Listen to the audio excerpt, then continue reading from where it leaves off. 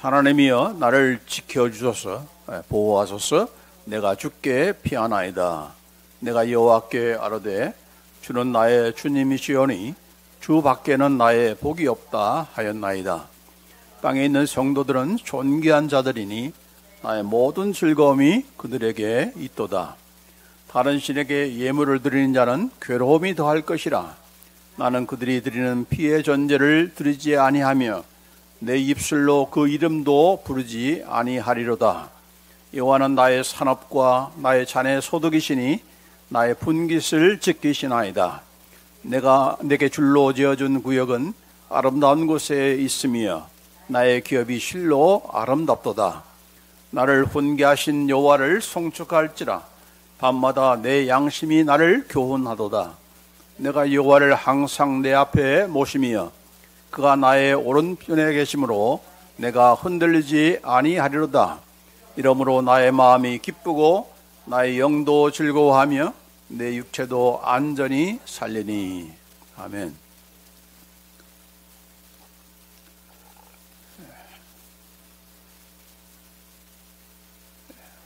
오늘 그리스도 안에서 나는 누구인가? 나는 하나님의 보호하심을 받는 자이다.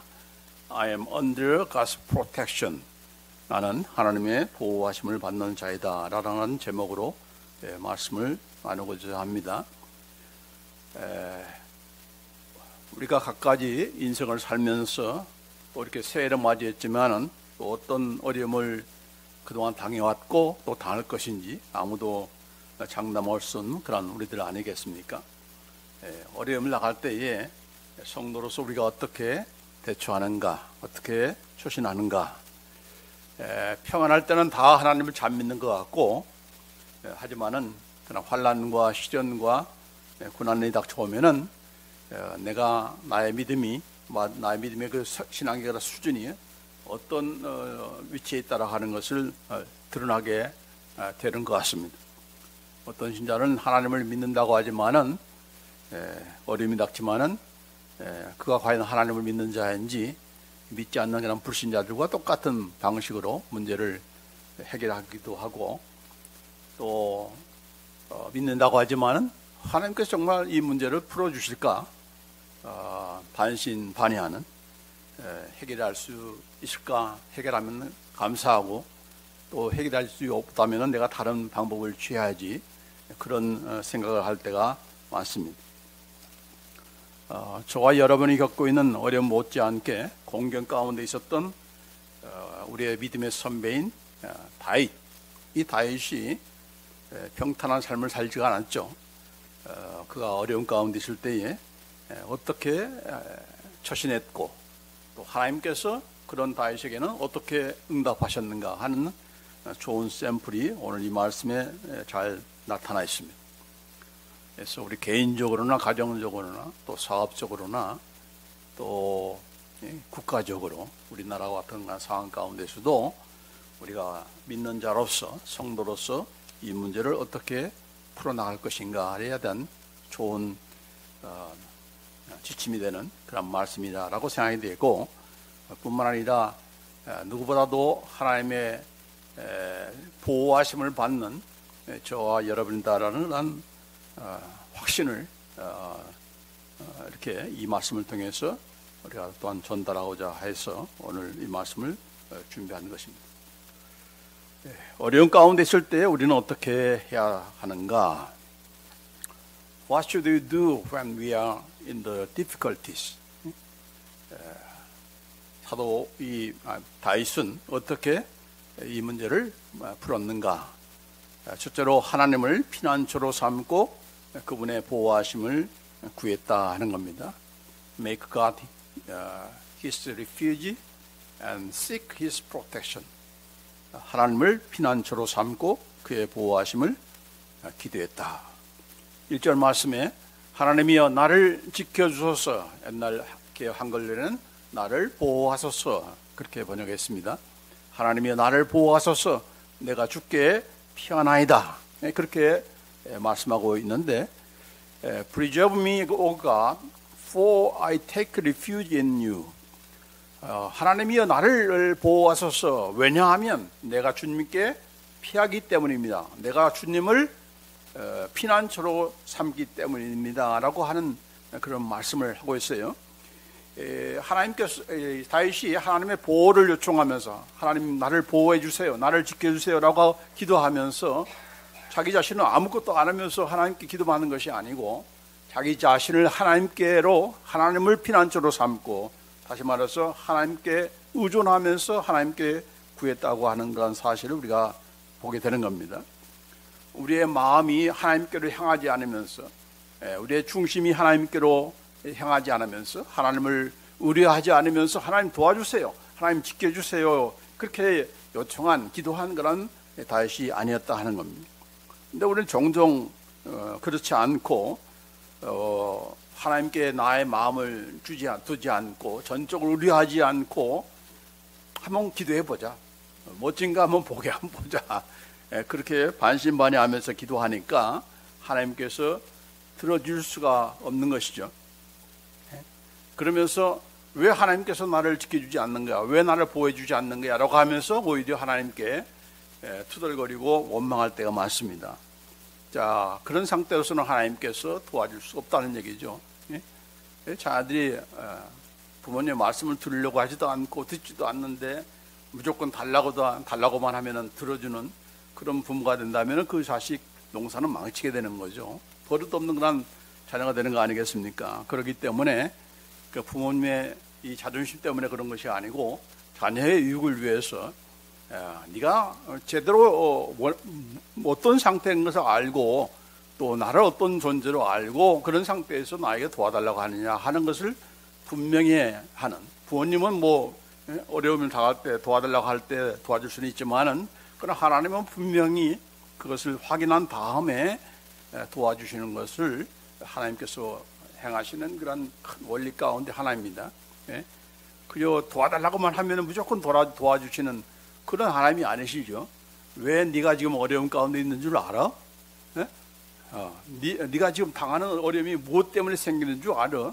그렇게 분명한 것을 인식시키고 또 본인 자신이 그것을 억셉트하고 완전히 항복이 되어야, 그래야 하나님께 구하게 되는 거고, 그럴 때 하나님께서 들어주셔야 이거 그 어떤 뭐 운이 좋아서 내가 이 문제 해결했어 이게 아니고 하나님께서 도와주셨구나, 내가 이런 어려움 가운데 있을 때인데 있었을 때에 그 어떤 해결책도 없는 그런 이때에 내가 하나님을 전적으로 의뢰했더니 그 하나님께서 나를 응답해 주셨다고 그렇게 간증할 수 있는 거 아니겠습니까? 그렇기 때문에 하나님 자신을 위해서도 그렇고 우리의 유익을 위해서도 그렇고 우리의 마음을 하나님께로 의뢰하지 않는 상태에서 하나님 도와주세요, 우리의 마음을 하나님께로 쏟지 않으면서 하나님 우리 대한민국을 해결해 주세요, 문제를 해결해 주세요, 대통령을 뭐 이렇게 해 주세요라고 하는 그러한 기도를만 한다면은 그렇지 않을 때에 실망하게 되고 좌절하게 되는 거죠. 도대체 하나님 뭐 하고 있어? 이렇게 되는 거죠. 그게 아니다. 다윗은 그런 상태에서 하나님께 도와달라고 보호해달라고 간구한 것이 아니라 그의 모든 관심과 마음과 소망을 다 하나님께 쏟으면서 하나님께 도와달라고 보호해달라고 이렇게 지켜달라고 했다. 이게 바로 문제를 해결받을 수 있는 그런 문제 해결의 열쇠다 하는 거죠. 자, 두 번째로 다윗은 어떻게 했는가? 하나님을 그의 주로 모시고 또 하나님을 그의 복의 근원으로 삼았다 하는 겁니다. 그래서 우리도 마찬가지로 Let God be your Lord and the source of your blessing. 여기 2절에 보면은 내가 여호와께 아뢰되 주는 나의 주님이시오니 주밖에는 나의 복이 없다 하였나이다. 왜 하나님께 하나님을 피난처로 삼고 왜 하나님께 피신하면서 했는가? 그것은 바로 주님께서 나의 주님이시기 때문이다. 그리고 주님밖에는 다른 나의 복이 없다고 하는 그런 믿음이 있었기 때문에 그렇게 행동했기 때문에 그런 이 하나님을 피난처로 삼고 그에게 피한 것이죠.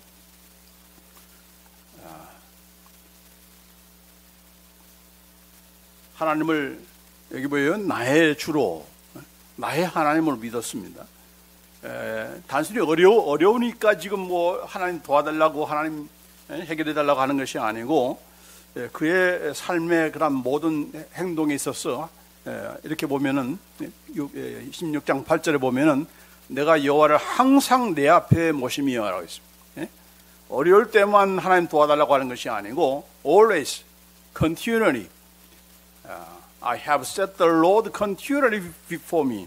내 앞에 하나님을 모셨다. 이 말은 뭡니까? 하나님께로 집중하고 하나님의 말씀 따라서 따라가는 그런 삶.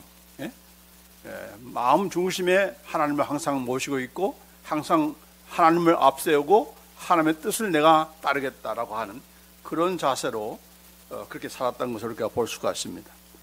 내가 여호와를 항상 내 앞에 모심이여.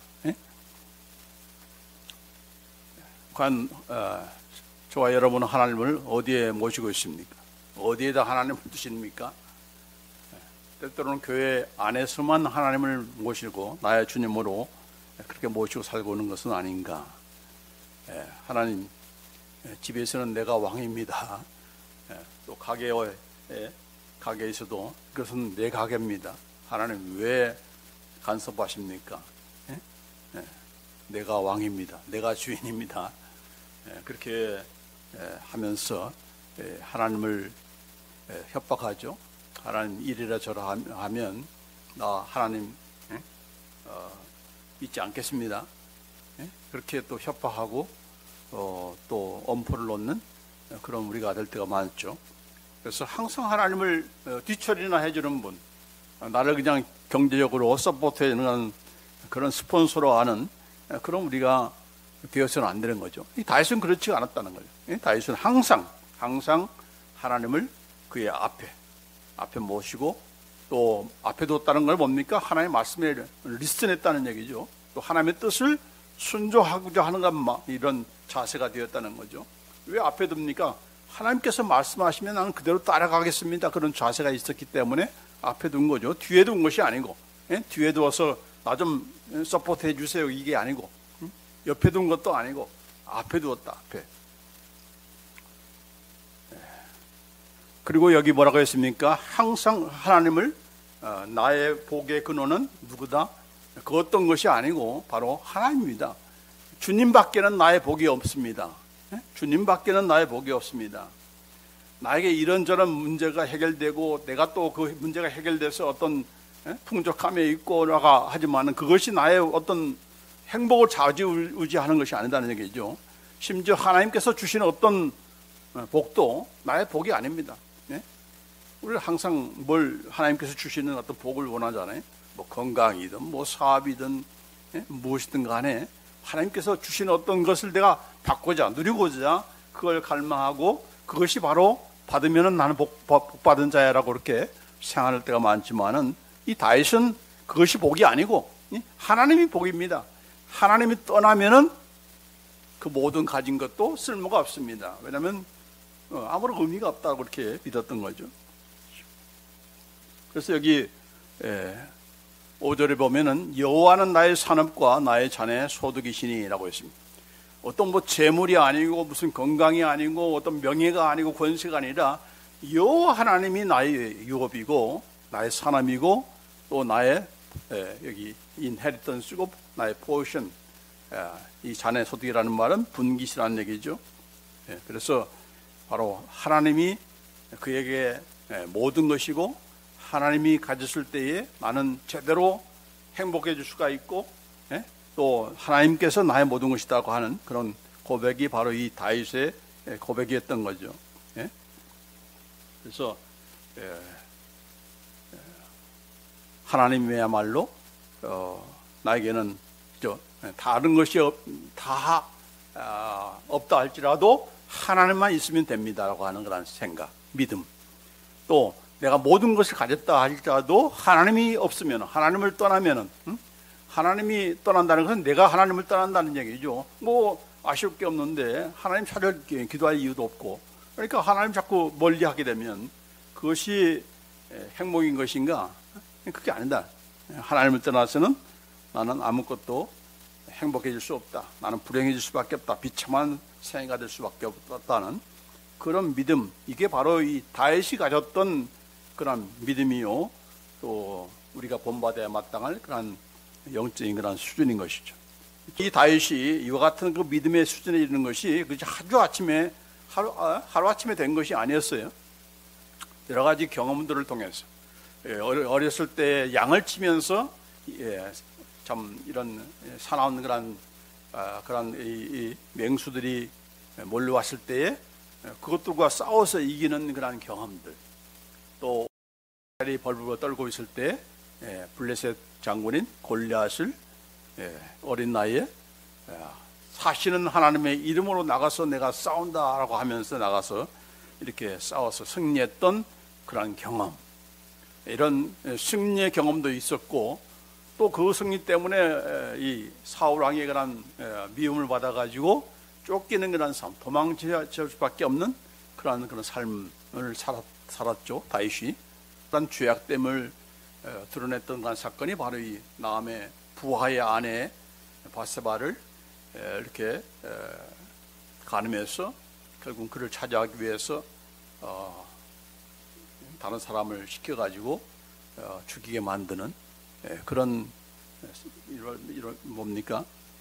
결국은 살인 교사죄죠. 오늘날 말하면은 그런 죄를 짓고 이렇게 하나님 앞에서 그 모든 그런 자기의 죄악됨을 참 밑바닥까지 내가 왕이고 내가 좋아하는데 뭐 내가 차져도 괜찮지. 뭐 그 당시에 왕이야 뭐 한두를 가졌습니까?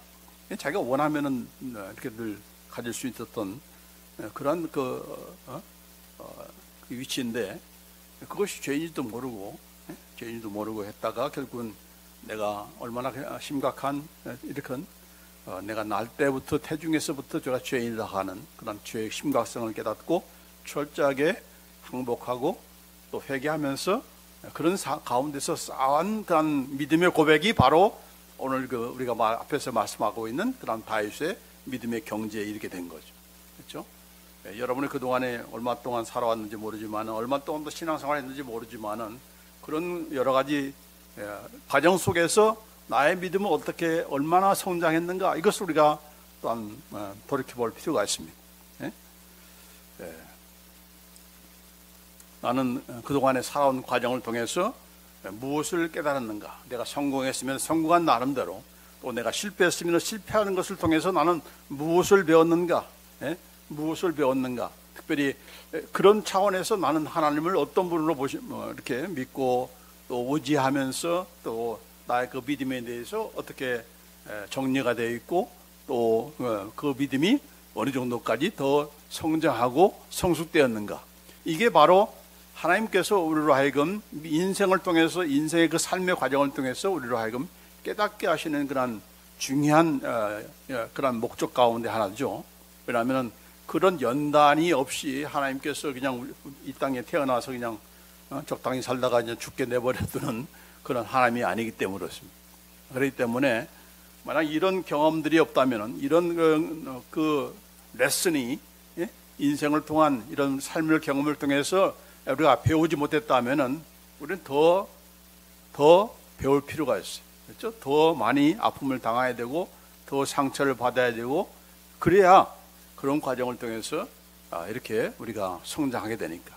그리고 그것은 하나님께서 우리를 이 땅에 살게 하시는 중요한 목적 가운데 하나이기 때문에 우리가 이것을 깨닫는 그런 우리가 되기를 원합니다. 그런데 다윗은 그런 과정들을 통해서 얼마나 그의 믿음이 자기 자신을 의뢰하지 않고 왕이 되어서도 자기 마음대로 하는 것이 아니라 가장 먼저 의논한 것은 무슨 백관들이 아니고 자기 그 스텝들이 아니고 누구 먼저 이렇게 물어봤습니까?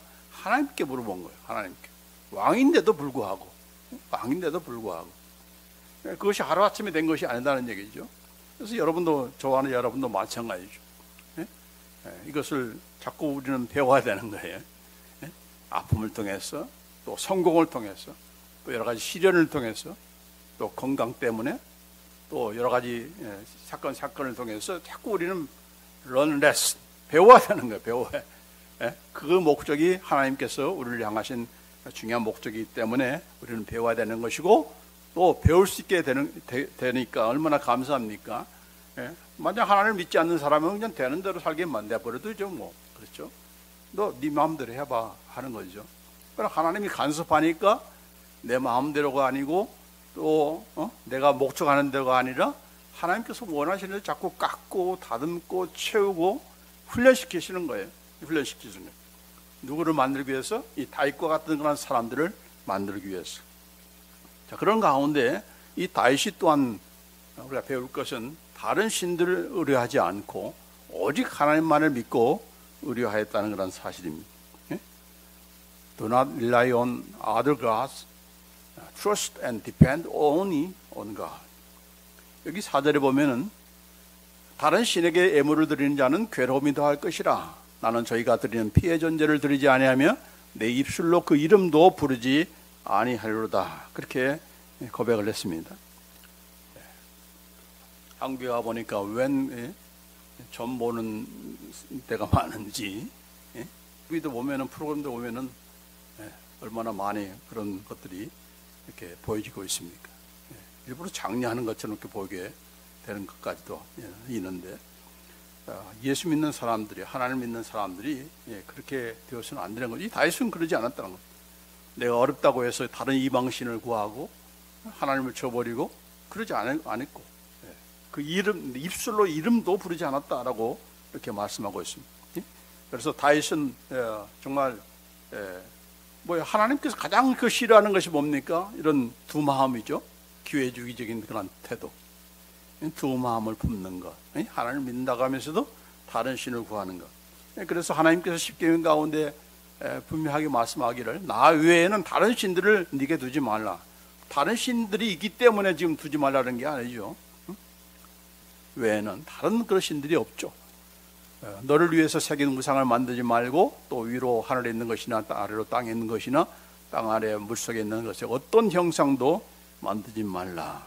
하나님 마치 그저 하나님처럼 이렇게 섬기는 그런 신들이 있잖아요. 그렇죠?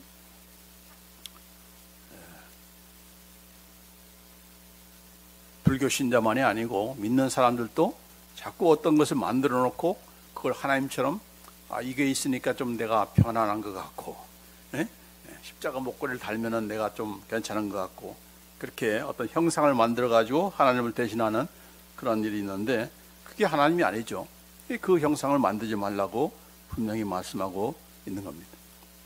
또 그에게 절하지 말고 그것들을 섬기지 말라. 하나님이 어떤 분이신가? 나는 질투하는 하나님이다. I am the jealous God. 하나님이 왜 질투합니까? 아니, 사람들은 질투하는 거 이해하지만은 뭘 하나님이 질투하세요? 하나님답지 못하게 그렇게 말하지 모르지만은 질투한다는 건 그만큼 우리를 사랑한다는 얘기죠. 남편과 아내가 있는데 남편이 바람을 피웠어. 그래 아내가 지금 막 왜 바람 피우냐고 이렇게 닥달을 하는데 남편이 하는 말, 왜 질투해? 이렇게 하면서 그렇죠. 내가 질투하면 안 되죠 라고 하면서 질투를 스탑하면은 그게 제대로 그 아내가 남편을 사랑하는 거겠습니까? 그건 사랑하는 게 아니죠. 하나님이 나의 질투하는 하나님이라는 것은 뭡니까? 하나님이 그만큼 나를 사랑한다는 얘기고, 그런 사랑을 베푸는 나에게 너도 온전한 사랑을, 나만을 경배하고 나만을 섬기는 그런 온전한 사랑을 원하는 그런 그 하나님이라는 것을 보여주는 거죠. 더군다나 그것에 끝나는 것이 아니고, 그렇게 하나님을 미워하면은 네 죄를 갚되 아버지로부터 아들로 3, 4대까지 이르게 하고, 그러나 하나님을 사랑하는 자는 자자손손 천대까지 이르게 하신다. 상급까지 걸어요. 상까지 걸어요. 왜요? 그만큼 하나님이 이것을 원하신다. 네 번째로 중요한 것은 성도들과의 그런 교제에 힘쓰는 그런 자가 되라 하는 겁니다. 여기 3절에 보면은 이 다윗이 뭐라고 했는가? 땅에 있는 성도는 존귀한 자니 나의 모든 즐거움이 저에게 있도다라고 그렇게 고백하고 있습니다. 혼자만 잘 믿고 혼자만 하나님 앞에 이렇게 나만 잘 믿으면 되지, 다른 사람이 어떻든 간에 다른 나라가 어떻고 다른 식구들이 어떻고 상관없이 그냥 나만 잘 믿으면 돼. 나만 바로 쓰면 돼. 그런 이기적인 그런 자기 중심적인 그런 사람이 아니라, 여기 보면은 다른 땅에 있는 모든 성도들이 자기 주변에 있는 그런 그 성도들이 그들이 그냥 그 시원치 않은 사람이 아니고 다 존귀한 자다. 그래서 존귀한 자니 나의 모든 즐거움이 저에게 있도다라고 했어요. 하나님만이 아니고 그 믿는 성도들과의 교제가 즐거움이라고 하고 이렇게 말을 하고 있는 거예요. 근데 우리는 어려움 당할 때 항상 어떻게 됩니까? 하나님도 떠나고 또 하나님의 백성들과의 그런 교제도 또 떠나고, 그러니까 어려움 당하면은 문제가 생기면은 첫째로 하나님을 떠나고 교회를 멀리하고 또 교회 성도들을 멀리하는, 이게 바로 이제 우리가 해결함을 받지 못하는 이유 가운데 하나인 거죠. 근데 다윗은 어려울 때일수록 하나님을 더 가까이 하고 하나님 백성과의 교제에 더 힘쓰고 그들을 통해서 즐거움을, 기쁨을 누렸다. 왜 그들을 통해서 기쁨이 되고 그들을 통해서 즐거움을 얻었습니까? 나를 통해서 내가 깨닫지 못하는 하나님의 그 뜻을 그들을 통해서, 그들의 입을 통해서 격려함을 받고 위로함을 받고 또 해결함을 받을 수 있는 그러한 방편이 되기 때문에 이렇게 성도와의 그런 교제에도 더욱더 힘썼던 그런 모습을 우리가 볼 수가 있습니다. 그러고 나서 내가 정말 심각한 죄인이라는 것을 깨달은 그 계기가, 대학교 수련회 때 가서 저희 선배가 내가 괜찮은 줄 알았는데 내가 정말 이런 죄인이라고 하는 그런 고백을 하더라고요. 수련회 서로 교제하는 가운데서. 그것이 그때 당시에 그 말이 제 마음속을 그냥 콱 찔른 거예요. 왜냐하면 저는 또 괜찮은 신앙생활을 했기 때문에 하고 자신했기 때문에 뭐 무슨 문제가 있을까라고 생각할지 모르지만은 그것을 지적받은 거예요. 그러니까 뭘 통해서 깨달은 거예요? 하나님께서 너 이거 잘못했어 직접 깨워주신 것도 있지만은 대부분의 그런 경우에는 다 하나님의 백성을 통해서, 선배들을 통해서, 주위의 이웃들을 통해서, 신앙의 그런 동료를 통해서, 그들의 그 삶의 그런 경험을 통해서, 간증을 통해서 깨닫게 하시는 일이 상당히 많다. 거기가 다 그렇게 깨닫게 하시는 거죠. 자, 마찬가지 그러기 때문에 우리가 어려울 때일수록 하나님께 더 가까이 나가고 어려울 때일수록 자꾸 신앙의 교제에, 이런 성도 간의 교제에 더 힘쓰는 거라 우리가 되어야 된다는 것입니다. 자, 이렇게 다윗이 했더니 하나님께서 어떻게 응답하셨는가? 어려움을 당한 그런 이런 처신을 통해서 하나님께서 어떻게 응답하셨는가? 이건 다윗에게만 응답하신 것이 아니라 오늘 우리에게도 마찬가지로 똑같은 방식으로 똑같은 그런 내용을 가지고 응답하신다고 이렇게 믿습니다. 자, 하나님을 나의 생각과 나의 마음과 나의 모든 생의 한복판에 두고 또 그분에 의지해서 그분을 따라가면서 그분께만 피난처로 삼고, 하나님이 나의 복의 근원이고 나의 기업이고 나의 분기시고 이런 자에게, 이렇게 믿고 나가는 자에게, 또 하나님 백성과의 교제에 힘쓰는 자에게 하나님께서 어떻게 응답하셨는가? 첫째로 하나님께서는 간단하게 말하면 하나님께서 우리의 기업이 되어주실 뿐만 아니라 그 기업을 지켜주신다. 여기 5절에 보면 나의 분깃을 지키나이다 라고 했습니다. 앞에서 뭐라고 했죠? 다윗이 하나님이 나의 분깃입니다 라고 했잖아요. 하나님이 나의 모든 것입니다 라고 했는데, 그 모든 것으로 알고 이렇게 하나님을 믿었는데 하나님이 나는 아니야 라고 이렇게 되면 곤란하잖아요. 근데 내가 너의 분깃이다, 네가 나를 너의 모든 것으로 알고 있어, 네가 나를 복의 근원으로 알고 있어, 그래 내가 너의 모든 것이 되어주마, 내가 너의 복의 근원이야. 그렇게 하나님께서 응답하시고, 뿐만 아니라 하나님께서 그 분깃을 가지고 있는 그 다윗이 의지하는 그런 하나님을 끝까지 지켜주신다라고 그렇게 말씀하고 있는 거예요. 나의 분깃을 지키나이다. 우리가 아무리 뭐 돈을 많이 가지고 있지만은 우리가 지키지 못하면 이게 쓸모가 허사인 거죠. 도적이 갑자기 들어와가지고 집안에 있는 뭐 몇 밀리언 달러를 다 도둑질해 갔다. 이거 뭐 하루아침에 그냥 고지되는 거 아니겠습니까? 지키는 것이 중요한 거죠. 근데 누가 지켜주신가? 하나님이 지켜주신다. 하나님을 모든 것을 알고 있는 자에게 하나님은 끝까지 그래 너의 모든 것이 되어주마. 그리고 네가 가지고 있는 것을 내가 지켜주마. 네 믿음도 지켜주고 네가 의뢰하는 그런 그 신앙도 지켜주고 그렇게 하겠다는 거죠. 자, 두 번째로는 너로 하여금 아름다운 곳에 거하게 해주신다는 거죠. God make us to dwell in beautiful places. 여기 보면은 6절에 내게 줄로 지어준 구역은 아름다운 곳에 있으며 나의 깁이 실로 아름답도다. 하나님을 의뢰하고 하나님을 피한 자에게 아름다운 구역을 이렇게 지어주면서 그곳에 거하게 해주신다는 겁니다. 이 아름다운 구역이라고 했습니다. 줄로 지어준 구역은 아름다운 곳에 있으며 그 아름다운 것이 무엇입니까? 하나님께서 살라고 하신 그런 말씀들, 그것이 바로 우리에게 주어진 그런 아름다운 구역이죠. 그런데 보통 사람들은 어떻게 믿는 사람들까지도 이건 이건 굴레야. 뭐 맨날 성경에는 뭐 하나님은 뭐 이거 하라 이거 하지 말라 그러는데 야 정말 정말 이게 아무런 자유도 없냐 뭐 이렇게 하면서 하나님께 투정거리는데, 그러나 이 다윗은 그것이 바로 나에게 안정과 나에게 기쁨과 행복과 또 미래와 소망이 되어주는 그런 안전한 아름다운 구역이다라고 그렇게 고백을 해주고 또 그것을 하나님께서 주셨다라고 그렇게 말씀하고 있는 거예요. 그래서 여러분에게 이렇게 거창스럽게 생각하고 자유가 제압다 간다고 생각할지 모르지만은 바로 하나님 말씀이 우리의 아름다운 구역이고, 그 아름다운 구역 가운데 가장 아름다운 것이 어디입니까? 바로 교회가 하나님께서 우리에게 줄로 지어준 아름다운 구역입니다.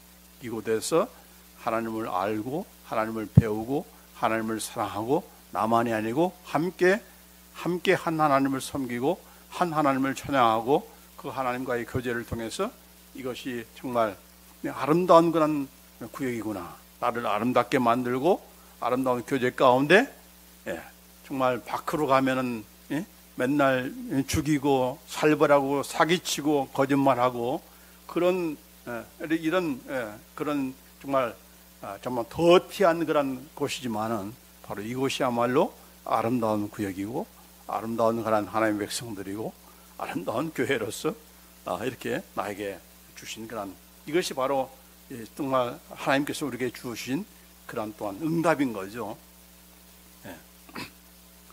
근데 이것이 하나님의 응답이라고 생각하는 사람이 그렇게 많지는 않다는 얘기죠. 그러니까 그것을 어떻게 우리가 알 수가 있습니까? 이것이 이런 축복이 없어지면 이제 그걸 그때서 이제 내가 이 아름다운 구역이 있구나라는 것을 깨닫게 되는 거죠. 팬데믹 때 어떻게 했습니까? 교회가 그렇게 중요한 거구나. 교회가 그렇게 정말 우리에게 필요한 것이었구나. 나에게 유익된 거란가를 팬데믹을 통해서 알게 된 거 아닙니까? 그래서 교회의 그 중요성을 아는 사람도 있지만은 그걸 모르는 사람들은 어떻게 됩니까? 교회에 이제 더 이상 안 나오는 거죠. 팬데믹 때문에 완전히 둘로 갈라진 거예요. 더 교회를 사랑하는 자와 완전히 교회를 떠난 자, 완전히 갈라진 거 아니겠습니까? 그렇죠? 근데 무엇이 복이라고 했어요? 하나님께서 지어주신 구역이 이것이 바로 아름다운 구역이다 라고 그렇게 다윗은 고백했고, 우리 역시도 마찬가지입니다. 또 하나님께 피하는 자에게 하나님만 의뢰하고 하나님을 복으로 삼는 자에게 어떤 응답을 주시는가? 하나님께서 나를 훈계하시고 심장 깊숙한 것으로부터 교훈하신다라고 말씀하고 있습니다. 7절에 나를 훈계하신 여호와를 송축할지라 밤마다 내 심장이 나를 교훈하도다. 우리가 어떻게 해야 될지 모를 때가 많잖아요. 근데 그때마다 하나님께서 우리의 마음 중심에서 영혼 깊숙한 것에서 자꾸 깨닫게 해주시는 거예요. 내가 깨닫지 못했던 것을, 내가 궁금했던 것들을 깨닫게 해주시는 그 역사가 바로 하나님을 믿고 의뢰하는 자에게, 하나님께 피하는 그런 자에게 바로 하나님께서 우리를 보호하시는 그런 일환으로 그 일을 하신다라고 말씀하고 있는 겁니다. 자, 이런 깨우쳐 주시는 그런 역사, 우리가 양심이 마비가 되고 우리의 그 믿음의 그 수준이 또한 약하기 때문에, 낮기 때문에 깨닫지 못하는 일들이 얼마나 많습니까? 그런데 그런 깨닫게 하시는 역사들이 바로 하나님을 의뢰하는 그런 자에게 주어지는 하나님의 응답이다. 네 번째로 하나님의 보호하심으로 우리가 요동치 않은 그런 삶을 살 수가 있다라고 말씀하고 있습니다. 8절 말씀에 그가 내 우편에 계심으로 요동치 아니하리로다 라고 했습니다. 하나님께서 우리의 오른팔에 되어서 정말 오른팔로 우리를 강하고 능력 있는 그런 발로 우리를 보호하시고 하기 때문에 아무리 어떤 어려움이 당한다 할지라도, 사탄이 공격한다 할지라도 우리를 보호해 주신다. 그 보호해 주기 때문에 나는 결단코 요동치 않는다라고 하는 거라 말씀인 거죠. 뭐 금융의 위기든 전염병의 위기든 간에, 또 국가적인 그런 어려움이든 간에 요동치 않는 그런 삶을 살려면은 바로 하나님께서 우리를 보호하신다, 나를 보호하신다, 대한민국을 보호하신다, 미국을 보호하시는 분이라고 믿는 자들에게만 가능한 거죠. 그러니까 이 사건 형편 따라서 나라가 이런 모양이니 이게 정말 불안하다, 그런 생각을 갖는 것이 모든 사람들의 그런 마음인 것인데, 왜 불안하지 않을 수가 있는 겁니까? 믿는 자들이. 하나님이 그 모든 것을 컨트롤하고 계신다. 하나님은 우리 모두의 유익을, 나만의 유익을 위해서가 아니고, 대통령이나 어떤 유정자나 어떤 누구만을 유익을 위한 것이 아니고 모두의 유익을 위해서 하나님께서 선을 이루시는 그런 하나님이기 때문에, 그것을 안다면 우리는 기다리면서 하나님께서 가장 선한 것으로 인도하신다는 것을 우리가 분명히 알고 요동치 않을 수가 있는 거죠. 그렇다고 해서 뭐 아무것도 안 하고 그냥 가만히 있으면 그게 요동하지 않는 겁니까? 이런저런 위기 가운데 아무런 기도도 안 하고 그냥 뭐 될 대로 되라, 뭐 어떻게 되겠지, 그게 바로 요동치 않는 삶입니까? 그건 아니죠. 그건 무관심이죠. 무책임한 것이고, 만약 그런 상태에 계속 있다면은 교회와 성도들이 계속 그런 무관심과 아무것도 깨닫지 못하고 그냥 뭐 알아서 되겠지, 뭐 세상이 원래 이런 거야, 이렇게 있다면은 하나님께서 교회와 성도들을 요동시킬 수밖에 없는 그런 사건들을 계속해서 일으켜야 되는 거죠. 깨닫게 하기 위해서, 믿는 사람들을, 교회를 새롭게 하기 위해서 좀 간섭하시는 그런 내용을 모르고 어떤 한 사람만 대상하는 걸로 안다면 그건 참으로 하나님을 모르는 거고, 본인 자신도 제대로 믿음을 갖고 있지 않다는 그런 증거 아니겠습니까? 그러나 하나님께서 분명히 그것을 간섭하시고 역사하신다는 것은 반드시 그분의 뜻대로, 목적대로 이루신다는 그런 의미가 있기 때문에, 그것을 아는 사람들은 비록 눈앞에 당장 어떤 것이 주어진지 안다고 해서 실망하거나 낙심하거나, 도대체 하나님 뭐하고 계시는 겁니까? 이렇게 되도록 내버려 두실 겁니까? 하나님 원망할 필요가 원망하지 않는 거죠. 왜요? 하나님은 분명히 그런 가운데서도 나에게 역사하시고 저 사람들에게도 역사하고 나라 전체를 지금 요동시키면서 새롭게 또 하기 위해서 지금 작업을 벌이신다고 하는 그런 확신이 있기 때문에, 이렇게 하나님께서 하나님의 보호하심이 있는 그런 자들로 하여금 요동치 않는 그런 삶을 살도록 인도해 주신다. 이게 바로 참 얼마나 감사한 겁니까? 맨날 불안해하고 그냥 걱정과 근심이 떠나지 않는 그런 삶을 사는 것은 그만큼 하나님을 믿지 않기 때문에, 의뢰하지 않기 때문인 거죠.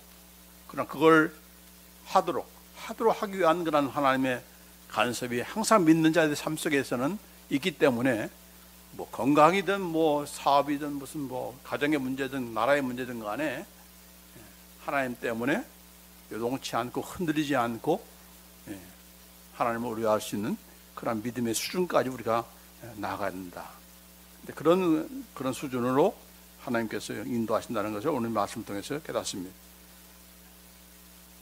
다섯 번째, 심령의 기쁨과 즐거움이 넘치는 그런 삶을 살 수가 있다. 9절에 보면 이러므로 내 마음이 기쁘고 내 영광도 즐거워하며 라고 했습니다. 뭐 하나님만 무지하는 사람은 늘 그냥 우울하고 그렇습니까? 아니죠. 이런 하나님이기 때문에 그의 마음이, 심령이 늘 기쁘다. 여기 11절에 보면은 주께서 생명의 일로 내게 보이시리니 주의 앞에는 기쁨이 충만하고 주 우편에는 영원한 즐거움이 있나이다 라고 그렇게 고백하고 있습니다. 처음에 다윗이 기도할 때는 하나님 나를 좀 지켜주세요, 하나님 나를 보호해 주세요 라고 할 때는 얼마나 불안했습니까? 그러나 이제 계속해서 주님을 의뢰하니까 그의 마음이 기쁘게 되고, 하나님께서 정말 생명의 길로, 기쁨의 길로, 영광의 길로 인도할 거라는 그 확신을 가지면서 이렇게 찬양하는 그런 다윗으로 변화가 된 거죠. 마지막으로 부활의 그런 소망, 내세의 소망을 갖는 그런 응답을 해 주셨습니다. 참 놀라운 것은 9절로 10절 말씀에 내 육체도 안전히 거하리니 이는 내 영혼을 음부에 버리지 아니하시며 주의 거룩한 자로 썩지 않게 하실 것임이니라. 그 어려움 가운데서 내가 죽는다 할지라도 내 육체가 부활할 것이다 하는 그런 믿음을 갖게 된 거예요. 육체만의 부활이 아니고 내 영혼도 음부에 버리지 아니하신다. 그러니까 육체의 부활과 영혼의 부활, 이 모든 것을 함께 깨닫게 되는 이 다윗이 된 거예요. 지금 구약의 성도인데도 바로 이것을 깨닫게 된 거예요. 이 다윗의 깨달음이 나중에 이제 예수님의 부활을 언급할 때 항상 등장하는 말은 대표적인 말씀으로 언급이 되고 있습니다. 그러니까 이런 놀라운 깨달음, 이런 놀라운 그런 신앙이 하루 그냥 아무나 주어진 것이 아니고 이렇게 어려움을 통해서 하나님을 의뢰하고 하나님께 피하고 또 하나님만을 섬기고 하나님을 앞에 두고 또 하나님의 백성들과 함께 교제하는 일에 힘쓰는 그런 자들에게 하나님께서 이렇게 내세에 대한 소망을 주시고 부활에 대한 확신을 주시고 몸의 부활만이 아니라 영혼의 그런 부활, 내세의 소망도 갖게 되는 그런 축복을 주신 것이죠. 이것이 바로 이 다윗이 어려움 가운데 있을 때 기도함으로 얻은 그런 응답이었습니다. 하나님이 누구신가? 또 나는 누구인가? 나는 바로 하나님의 보호하심을 받은 자이다 하는 것입니다. 테레사 수녀 잘 알죠? 이 테레사 수녀가 이제 캘케타에 그런 병원에 있을 때에 그 수녀가 다른 수녀가 와가지고는 막 컴플레인 하는 겁니다. 야, 오늘 이렇게 왜 이렇게 문제가 많은지 이런 문제도 있고요, 저런 문제도 있고요, 그냥 완전히 뭐 문제투성입니다라고 막 불평하는데 그 말을 듣고 있던 이 테레사 수녀가 자매요, 왜 문제라고 하십니까? 이건 그 문제라 할지라도 그 문제가 하나님의 그 허락하심이 아니면은 일어날 수 없는 것이고 또 하나님께서 허용하셨다면 그건 반드시 하나님께서 뜻이 있고 그걸 뜻을 이루실 것인데 문제라 하지 말고 선물이라고 이렇게 하세요라고 하면서 이렇게 권유를 했다는 거예요. 그러자 이제 캘케타 병원 안에서는 문제가 생기면 이건 문제가 아니고 선물이다. 큰 문제는 빅 프로블럼은 빅 기프트다. 큰 선물이다. 조그마한 그런 문제가 생기면 이건 작은 기프트다. 이렇게 그 용어를 사용했다는 그런 일화가 있습니다. 그렇죠? 우리는 하나님께서 모든 것을 주관하시는 그런 분으로 믿는데 우리가 정말 그런 분으로 믿는지 의심들이 갈 때가 많아요. 모든 것은 지금 어려움이 당한다 할지라도 지금 나 개인적으로나 가정적으로나 또 교회적으로나 또 우리 국가적으로 우리 대한민국의 그런 어려움도 이게 문제인가? 문제에서 끝나고 마는 그런 일인가? 아니다. 분명히 하나님께서 간섭하시고 또 하나님을 믿는 자들이 있고 하나님의 교회가 있다 하면은 그 과정을 통해서 분명히 문제는 기프트가 될 것이다. 대한민국에 주시는 그런 새로운 그런 기프트가 될 것이다라고 하는 그런 우리가 확신과 소망을 가지고 그런 가운데서 우리가 할 일을 또 해야 되는 거죠. 우리가 해야 될 일이 뭡니까? 아까 말한 것처럼 다윗이 어떻게 했어요? 어려움이 있을 때 하나님을 피난처로 삼고 그분의 보호하심을 구하라. 하나님을 나의 주로 모시고 그분이 바로 우리의 복의 근원이다. 다른 신을 의뢰하지 말고 오직 하나님만을 믿고 의뢰하라. 그리고 성도들 간의 그런 교제에 힘쓰는 우리가 되라. 이게 바로 우리가 해야 될 일이라는 거죠. 그렇게 할 때 하나님께서는 우리의 모든 것이 되어주시고 우리의 기업을 지켜주시고 나라를 지켜주시고 또 우리로 하여금 이제 더 이상의 그런 정말 티격태격 좌파 우파 싸우는 그런 곳이 아니라 아름다운 그런 곳으로 아름다운 나라로 만들어 주실 것이고 항상 우리 깊은 곳에서부터 훈계하시고 거짓과 사기와 자기 개인의 욕망과 권력을 유지하기 위해서 정말 뭐 돈만 주면 그냥 다 하는 그런 시대와 그런 그 민족성과 그런 잘못된 그런 습관들이 이제 완전히 다 고쳐지는 그러므로 말미암아서 이렇게 정말 어떤 그런 가운데서도 요동치 않는 또 항상 심령의 기쁨과 즐거움이 넘치고 또 내세와 부활의 그런 확신을 갖고 살 수 있는 그런 저와 여러분 또 대한민국이 될 줄 믿습니다. 또 이제 내일부터 출발하는 새로운 그런 대통령과 정부로서 출발하는 그런 미국도 바로 이런 나라가 되기를 간절히 소원합니다. 기도하십시다.